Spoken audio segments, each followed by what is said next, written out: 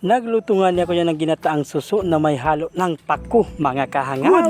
Good morning sa inyo mga kahangaw. Kasta mga kahangaw.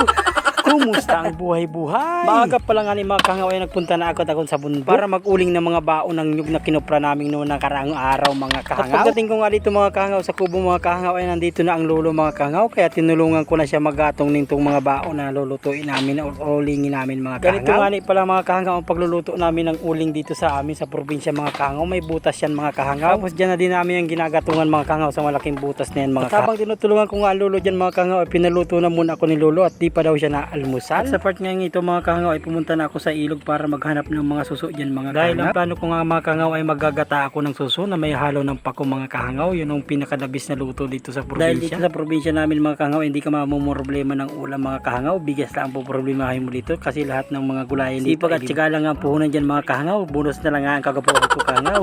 At sa part nga ni itong mga kahangaw ay madami na nakukuha ko yan ng mga suso mga kahangaw. Bilis lang naman kasi maghanap ng mga suso dyan mga kahangaw kasi nakatago lang yan dyan sa mga dahon-dahon sa kanyang sa ilalim ng mga bato. Kung mapapansin ninyo mga kahangaw ako ay nagtatagalog sa voice over ngayon mga kahangaw kasi marami ay nagre-request. Hindi daw nila masyadong naiintindihan yung aking malalalim na Bicol kasta. At para saan naman ba itong pagbablog kong ito mga kahangaw kung hindi ko pagbibigyan ng mga request ninyo. At kung nakaabot na kayo sa part ng video kong ito mga kahangaw, pwede man po sigurong pakipollow ako at pakilike na din po ng aking video. Share nyo na din po. Maraming salamat sa inyo mga kahangaw. At kumukuha na nga ako dyan mga kahangaw ng pako mga kahangaw. Kung mapapansin ninyo mga kahangaw ay yung mga pakong ito ay hindi itong pakong na nabibili lang yun sa palengke mga kahangaw. Iba po ang klase ng pakong itong mga ginagamit namin dito mga kahangaw. At ang tawag nga niyan dito sa amin mga kahangaw yung pakong bundok mga kahangaw. Malalaking ang masyado ito mga kahangaw, mga pakong itong kinukuha mga kahangaw. Ito kasi ang ginagamit namin ditong pako, hindi yung mga ordinaryong pako lang na nabibili ninyo sa palengke mga kahangaw. Kung yung mga nabibili natin sa palengke mga kahangaw na pakong maliliit mga kahangaw ay nakukuha lang yun sa mga gilid ng sapa mga kahangaw. Ito naman pakong bundok mga kahangaw ay nakikita lang ito sa mga masusukal na lugar. Ito na mga kahangaw, nakuha natin yung pakong bundok kung tawagin dito sa amin sa Bicol. Tapos mga kalahating kilong ibagwang. Tara, let's go, lutuin na natin to.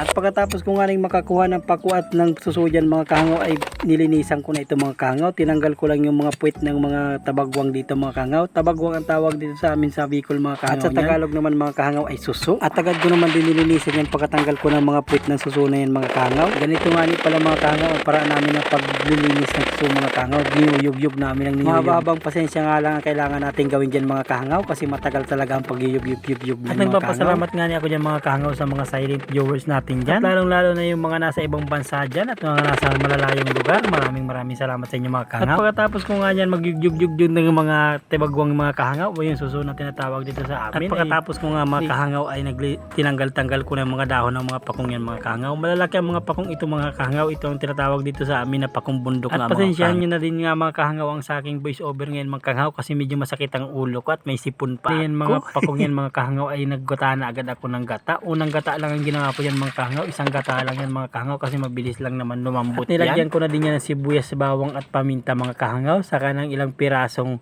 luya mga kahangaw. At nilagay ko na din nga dito mga kahangaw yung mga suso mga kahangaw. At nilagyan ko din nga yan mga kahangaw ng kaunting asin mga kahangaw para hindi naman masyadong maalat mga kahangaw. Napakasimpleng lutuin lang nga itong ginataan na suso na ito mga kahangaw. At nilagay ko na din nga itong mga kahangaw dito sa original kong chilin kasa. At after 5 minutes nga mga kahangaw ay binungkal ko na agad dyan at tinignan ko kung nagkulo na. At kung bungkal ko nga na nga yan mga kahangaw ay grabe na yung kulo kaya inalo-halo ko lang yan. Kailangan alaga mo lang yan sa paghahalo mga kahangaw kasi mamumuo yung lana niyan sa ibabaw. O yung gata naman po niya ay mag-iibabaw dun at nilagyan ko na nga din yan mga kahangaw ng kaunting bitchin o yung Ajinomoto kung tawagin dito sa amin. At sinabay ko na nga din itong pakong mga kahangaw. Kakaunti lang yun ako kung pako ngayon mga kahangaw kasi season ngayon ng pagwalaan ng mga pako. At hinalo-halo ko lang nga yan mga kahangaw at paglambot ng gulay dyan mga kahangaw ay luto na yan mga kahangaw. At ito na nga mga kahangaw, finished product mga kahangaw. Ginataang suso na may pako mga kahangaw. Tara, kain po tayo mga kahangaw. Hanggang dito na lang mga kahangaw. Maraming salamat!